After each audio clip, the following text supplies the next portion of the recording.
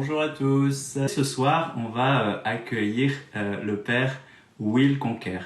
Le père Will, c'est d'abord un ami. C'est vraiment quelqu'un que j'ai appris à découvrir ces quelques dernières années. On s'est croisés au JMJ au Panama. Et puis, à la suite de cette rencontre, est né un projet de livre. Je vais vous le montrer. Ce livre, c'est un Carlo Acutis, c'est une belle figure qu'on a envie de vous faire découvrir.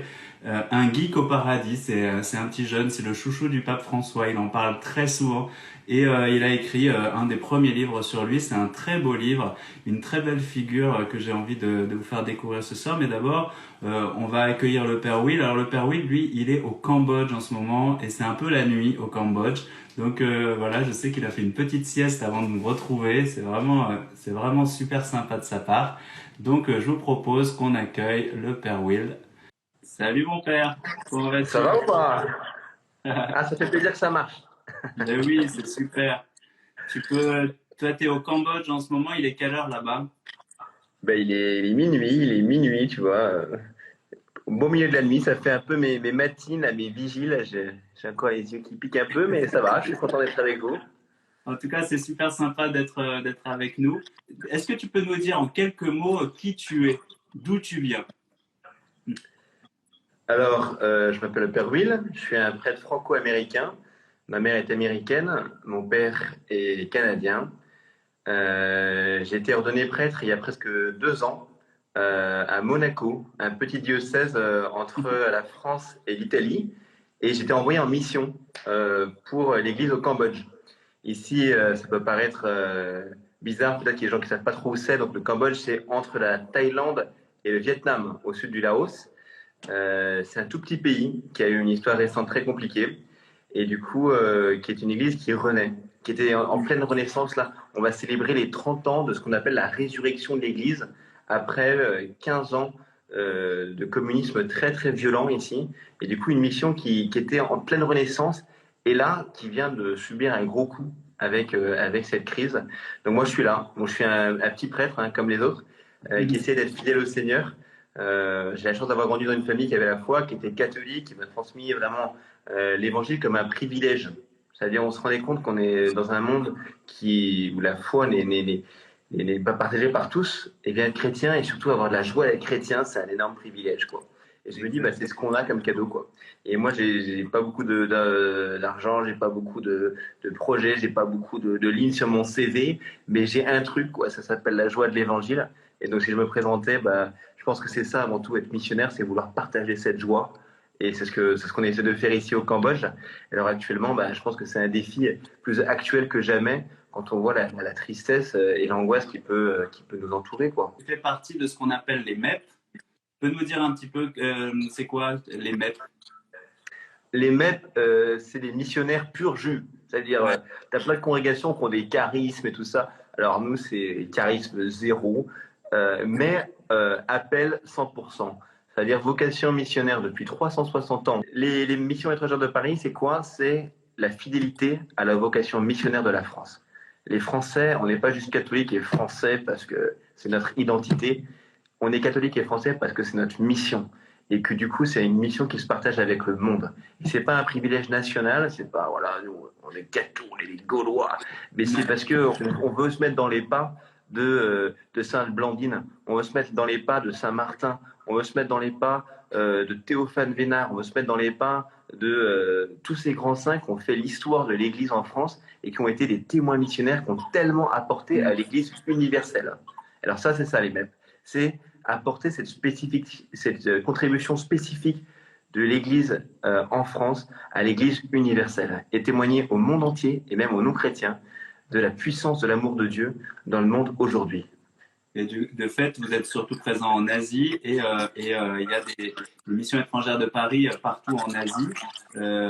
J'ai eu la chance de te croiser lors de ma tournée quand je suis passé au Vietnam. Tu es venu me rejoindre et ça a été une vraie joie de te voir. Euh, Ah ouais.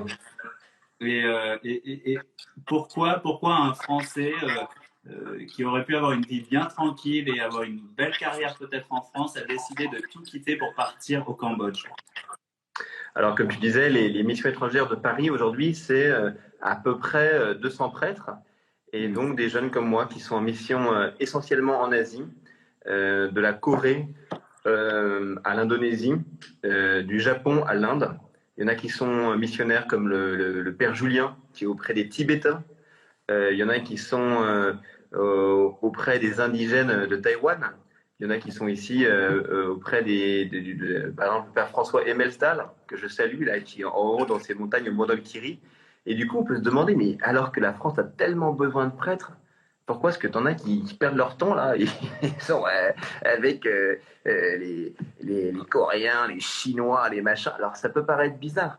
Et pourtant le Seigneur appelle. Et c'est ça qui est bizarre. C'est-à-dire qu'on ne choisit pas vraiment. Moi, j'ai pas choisi ici. Enfin, j'ai été envoyé ici, au Cambodge, hein. Le jour de mon ordination, quand je suis devenu diacre, j'ai pas eu un menu dans lequel j'ai dû lire comme mon passeport, là, où est-ce que je vais maintenant, quoi. Et ben non, le jour de mon ordination, j'ai reçu un appel et on m'a dit, bah, dans ton passeport, on va mettre un visa permanent pour le Cambodge. Alors, je vous le montre si vous voulez, un visa permanent pour le Cambodge. Et du coup, c'est juste pour vous dire que c'est pas ce que j'ai choisi. Moi, je n'avais pas un menu qui me disait bah, tu peux aller où tu veux, faire ce que tu veux. Non, la mission, c'est la réponse à un appel. Montre-nous une Bible en khmer. La Bible, je vais te la chercher, elle est dans mon bureau juste à côté. Non, mais alors. Si, elle est juste là. Ah, attends, c'est ça plutôt. Ça, c'est le bouquin qui est là pour moment. C'est le bouquin pour apprendre à prêcher sur les actes des apôtres. Parce qu'ici, c'est vraiment la première église. Il faut imaginer, c'est ça. Hein. Ici, c'est une église toute jeune. Et du coup, il faut avoir la même radicalité que ces premiers apôtres. Hein. Tout mettre en commun. Ici, c'est vraiment la petite église famille. Et du coup, actuellement, il y a un vrai défi, hein, comme en France. Hein. On se demande bah, comment est-ce qu'on fait pour vivre une église sans sacrement. Comment est-ce qu'on fait pour vivre une église où on est réduit à peu de choses. Et bien, je pense que c'est en redécouvrant aussi la grâce de la vie communautaire. Moi, je me retrouve actuellement avec des amis qui sont pas tous catholiques, quoi. Ils sont évangéliques et ils font ce qu'on appelle des house of prayer, des maisons de prière. Et ils ont lancé comme ça des petites maisons pour apprendre aux gens à prier ensemble dans ces moments. Et donc, c'est génial de se détourner des écrans pour se retrouver vraiment et de voir le Seigneur présent au milieu de nous. Alors ça, c'est canon. Donc, je sais pas comment toi ça se passe pour toi, mais c'est un défi ici, quoi. Exactement, mais on voit bien qu'on est un peu tourné vers nos écrans. Moi-même, je fais un live tous les soirs, donc là, je me sers de ces outils. Mais en même temps, on a à redécouvrir quelque chose de la famille. Et justement, je voulais te parler de ton livre. Tu as écrit un livre juste avant de partir pour le Cambodge. Ce livre, c'est La vie de Carlo Acutis. C'est le chouchou du pape François. Il en parle tout le temps. Juste en 2 mots, c'est qui ce garçon? Carlo Acutis, c'est un autre contemporain qui est déjà au ciel.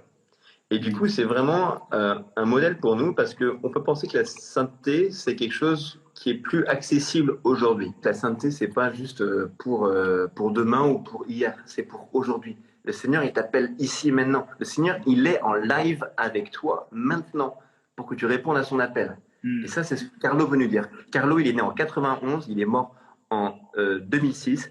Il a une vie extrêmement brève, mais oui, peu à peu, il va rencontrer le Christ dans une famille. La foi est presque connaturelle. C'est des Italiens, des vrais, du côté de sa mère plutôt napolitain, du côté du père plutôt du Nord et de bonne éducation.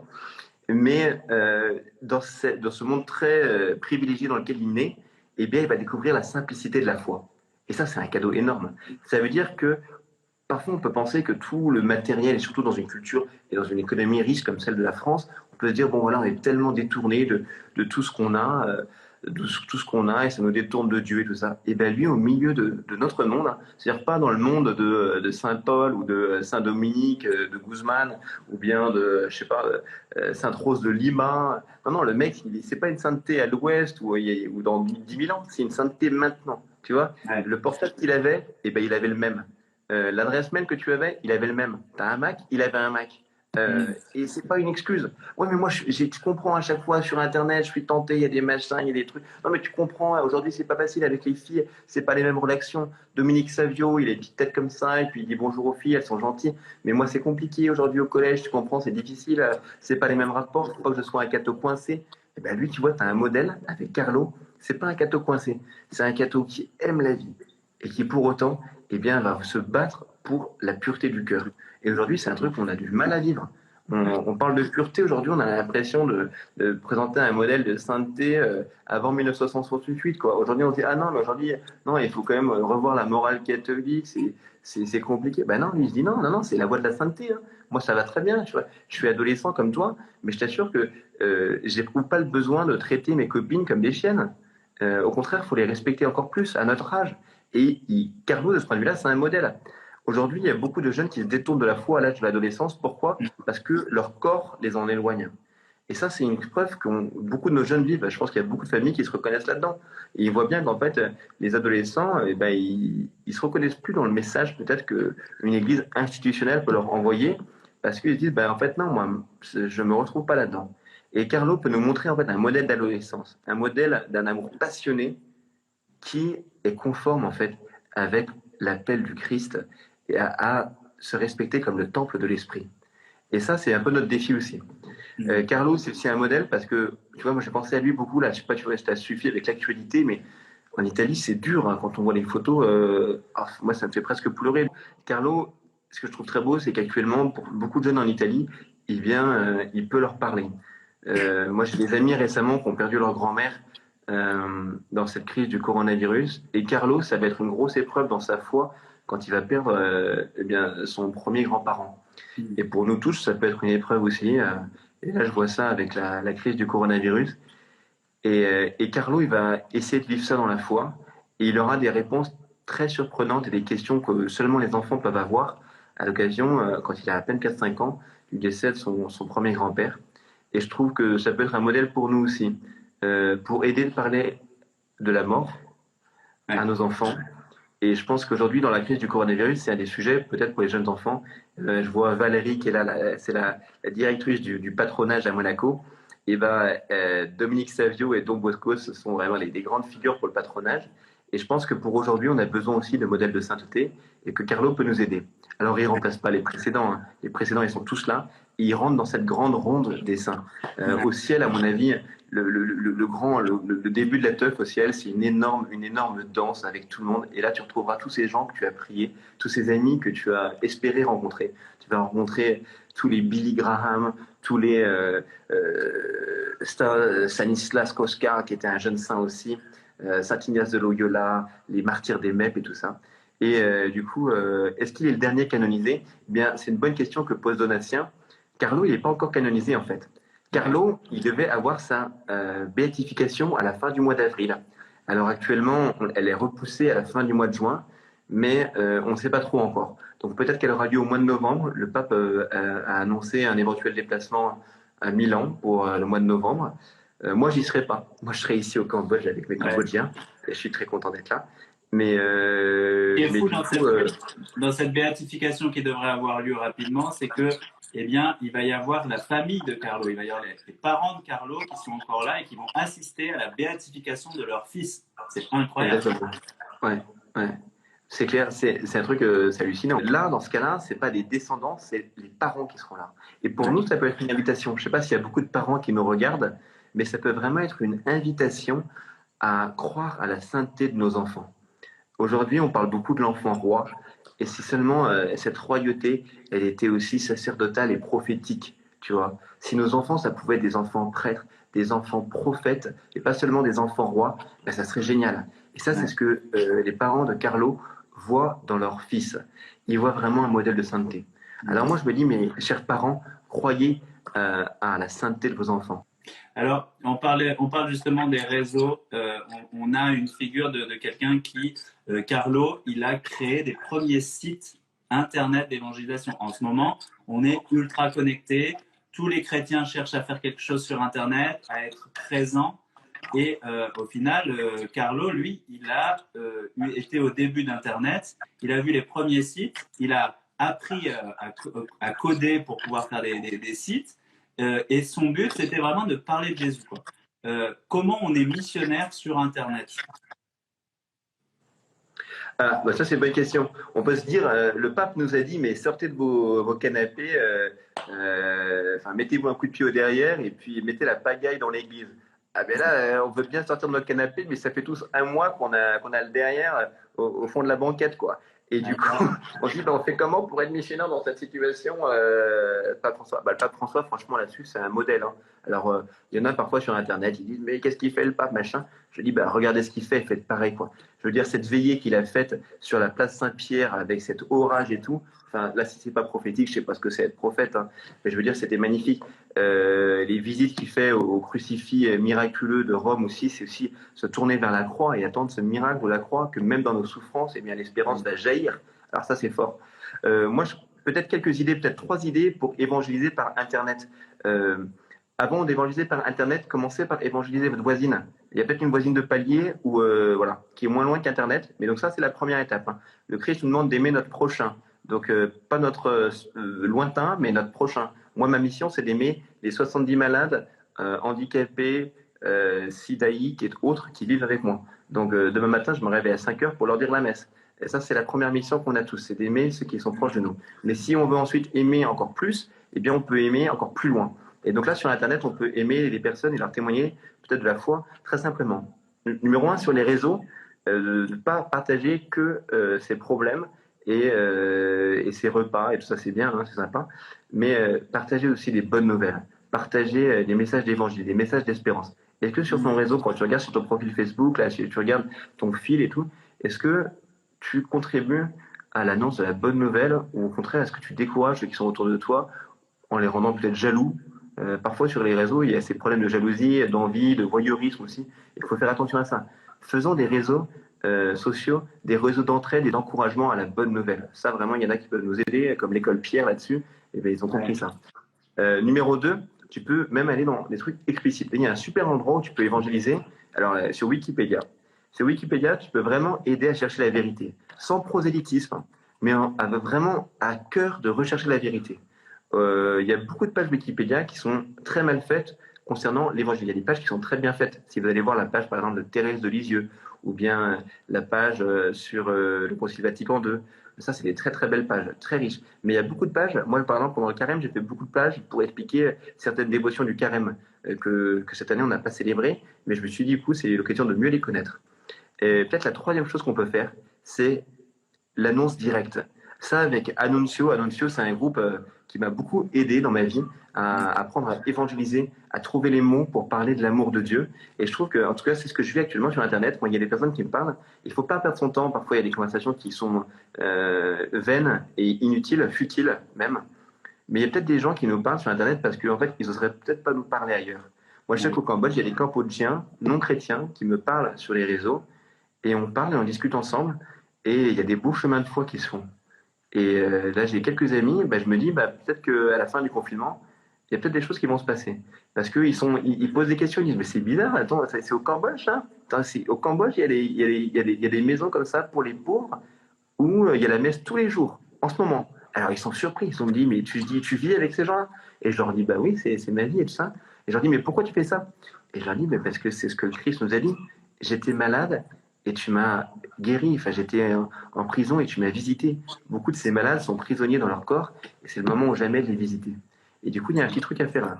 Donc, c'est une idée. C'est une petite idée. Mais merci de tes conseils. Là, tout à l'heure, il paraît que j'ai dit une bêtise. On dit pas programme, on dit pas programmer, on dit développer. C'est Antoine qui lui est développeur et qui me fait remarquer là dans les commentaires. Alors je le salue et je dirai plus cette bêtise.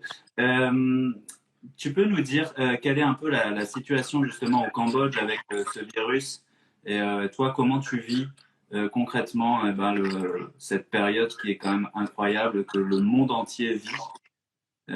Qu'est-ce qui se passe là-bas? Ben, je pense que comme ailleurs, c'est vraiment pas facile. C'est difficile même. C'est douloureux. C'est douloureux parce que on voit directement les effets de cette crise. En France, on a, on a, de on a, voilà, on a des résistances quoi. On est costaud, on est gaulois et je pense qu'on a une bonne résistance. Je suis heureux de voir de loin comment ça se passe en France. Il y a quelques actualités qui m'inquiètent, mais globalement, heureux de voir que voilà, la situation est encore assez paisible. Ici, c'est douloureux parce que tout de suite, ça s'est fait ressentir de voir les conséquences sur les gens. Ici, il n'y a aucune mort du coronavirus et pourtant, eh bien, l'économie est au ralenti. Et enfin, si tu veux, quand tu vois des gens venir ici au dispensaire de Mère Teresa, demander de la nourriture, alors qu'au Cambodge, c'est pas si cher, c'est dur. Quand les gens t'expliquent qu'ils peuvent plus faire 3 repas par jour, mais plus que 2, alors qu'on est en ville et qu'on n'est pas à la campagne, eh ben, ça fait mal au cœur. Quand tu as des gens qui t'expliquent que tu vas prendre un verre en ville pour essayer d'encourager le resto que tu aimes bien, que ben, ils travaillent plus qu'en tiers-temps et que du coup, sans accord ou sans négociation, leur salaire a été coupé en trois, eh ben, ça te fait du mal. En fait, au cœur de l'économie, il faut pas oublier qu'il y a l'homme. L'économie, c'est rien sans les actions humaines. L'économie, c'est pas des chiffres et des bourses qui tournent. Moi, tu vois, je vis tous les jours avec des personnes qui ont des maladies très graves, peut-être plus graves que le coronavirus, hein, les hépatites, le sida et tout ça. Et donc, la maladie, c'est la première de nos préoccupations, mais Et parce la que préoccupation aussi. on peut Comment? préciser que en fait, tu as fait le choix d'être dans un dispensaire en ce moment. Oui, c'est ça. En fait, l'évêque m'a dit que, comme au Cambodge, toutes les cérémonies religieuses, donc le gouvernement a fermé le premier jour 3 choses, les pagodes, les églises et les bordels. Alors, les bordels, ils sont encore ouverts, les pagodes, elles sont vraiment fermées, et les églises aussi, elles sont fermées. Et du coup, on a le droit de célébrer la messe à l'intérieur de compound, donc de propriétés fermées. Donc ici, en fait, on a le droit de sortir, mais si on célèbre la messe, il faut que ce soit en cercle fermé. Donc on est à peu près une trentaine à la messe tous les jours. Tous les patients ne sont pas malades, il y a seulement 4 chrétiens parmi eux, les autres sont des bouddhistes, hein, mais ils viennent à la messe, ils prient. Et il y en a qui demandent le baptême, il y en a 7 qui devaient être baptisés la nuit de Pâques, hein, et ils viennent tous les jours à la messe, et c'est très beau. Voilà. Mais du coup, au quotidien, c'est ça. Donc l'évêque nous a demandé de reconstituer des petites communautés, ce qui est vraiment apostolique, je trouve, hein. On a un évêque ici, c'est un vicaire apostolique, hein, c'est pas vraiment un évêque parce qu'il y a tellement peu de chrétiens que c'est même pas un diocèse ici, c'est juste une église tellement jeune que voilà, c'est une église où c'est très fragile et du coup l'évêque nous a envoyé vraiment un peu comme des sentinelles pour attendre l'aurore avec ces chrétiens. Et du coup, moi je suis avec eux et on a une magnifique petite communauté et on vit ensemble. Ils sont super sympas parce que bon, ils sont malades, ils savent pas faire grand chose, mais moi ils m'aident à apprendre le khmer. Et donc ce qui est bien, c'est qu'ils sont patients avec moi parce que tous les jours je baragouine 3 mots dans mon homélie pour leur dire que Dieu les aime. Et ben, je suis touché de voir que ça les touche aussi. Ça les touche que je suis là, que je sois là, qu'on s'arrête pas en fait. Et ça c'est beau. C'est une belle joie d'être ici parce que c'est pas facile aussi au Cambodge, hein. Je dis, en fait, le Cambodge, c'est un pays qui dépend énormément d'investissements étrangers et du tourisme, hein, tout le monde le sait, on connaît tous Angkor Wat, hein, je pense que c'est le truc le plus connu du Cambodge. Et là, bah, il faut imaginer qu'à Angkor Wat, eh bien, le site est désert. L'aéroport est fermé, moi je vis juste à côté de l'aéroport, on entend à peine 10 avions décoller et atterrir par jour, donc c'est rien. Et plus grave que ça, c'est toute l'économie qui est en manque d'approvisionnement et tous les ouvriers qui étaient déjà payés une bouchée de pain, ben, qui voient leur salaire encore coupé. Et ça, il faut se rendre compte que c'est des conséquences humaines, hein. C'est pas juste des chiffres, hein. Parfois, on regarde ça. Quand on parle d'immigration, on parle de chiffres. Quand on parle d'économie, on parle de chiffres. Mais il faut penser que c'est des personnes. Derrière, il y a des actions humaines et des personnes humaines. Et ça, en fait, nous, on les voit en première ligne parce qu'on est dans un quartier ouvrier, parce que nos employés sont mariés avec des ouvriers, et que du coup, il y a des vraies souffrances, quoi. Et ça, moi, je prie vraiment que notre économie devienne plus solidaire, mais aussi plus humaine, et qu'on se rende compte qu'on ne parle pas de chiffres, mais de vies humaines. Écoute, merci de nous partager tout ça. C'est vrai que on voit toutes les difficultés qu'on rencontre aujourd'hui en France et que dans le reste du monde, il y aura des situations bien plus graves encore. Et ça doit vraiment susciter notre compassion. Mais je voudrais qu'on se quitte. Est-ce que tu aurais quelque chose, un livre, un film, une série que tu as envie de nous conseiller de voir pendant ce confinement? Quelque chose qui va ou nous nourrir ou peut-être simplement nous divertir, mais quelque chose qui nous dit, ben, voilà, profitez de ce temps pour regarder ça. Bonne question. Alors, peut-être des chaînes YouTube, des comptes Instagram à suivre. Alors, je vous conseille de suivre Fabrice Lucchini et ses Fables de La Fontaine, parce que c'est une fois par semaine et c'est Ah oui, juste c'est vrai. génial. Ah, Ouais. j'adore. Je vous conseille de suivre les recettes de Mathieu Paillet-Godel. Mathieu Paillet-Godel, c'est un ami qui a fait l'émission Le meilleur pâtissier du monde et il fait des super recettes de confinement. Donc moi, je n'ai pas de four ici et donc j'ai même pas les ingrédients pour faire ces recettes, mais je le suis et je me régale au moins par les yeux.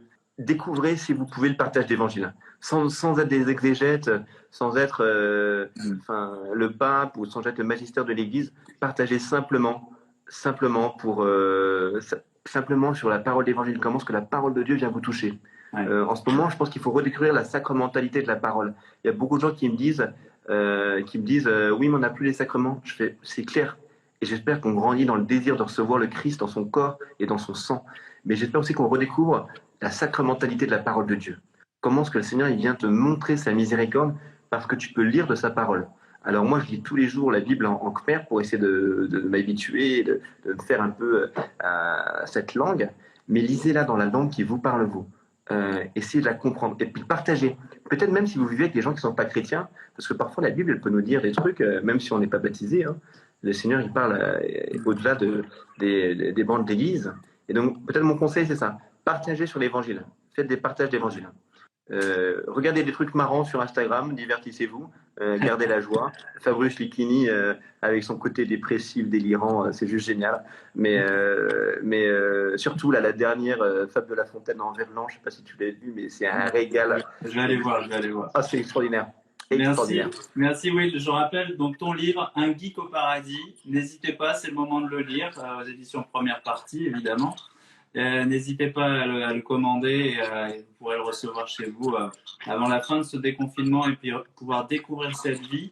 Je te remercie beaucoup d'avoir passé du temps. Je remercie encore tous ceux qui ont été présents, qui nous ont suivis et qui vont continuer à voir le replay sur la story Instagram. Merci, Will. Ouais, et alors n'hésitez pas à prier Carlo, n'hésitez pas à prier voilà, pour son intercession. Il va être béatifié, peut-être qu'un jour il sera canonisé. Et préparez-vous des amis au ciel. Il y a beaucoup de personnes qui nous attendent, le Christ nous attend les bras ouverts, il attend ce jour de cette rencontre avec impatience, la rencontre avec voilà, cette Trinité Sainte qui va nous accueillir dans un amour de fou. Et ils vont nous accueillir avec une énorme communauté qui nous attend. On ne sera plus confinés, on aura l'espace de l'éternité pour se réjouir éternellement. Et du coup, ce sera la fin du confinement sur la Terre, ce sera l'ouverture à l'éternel. Et du coup, préparez-vous à les rencontrer et faites-vous déjà des amis au ciel.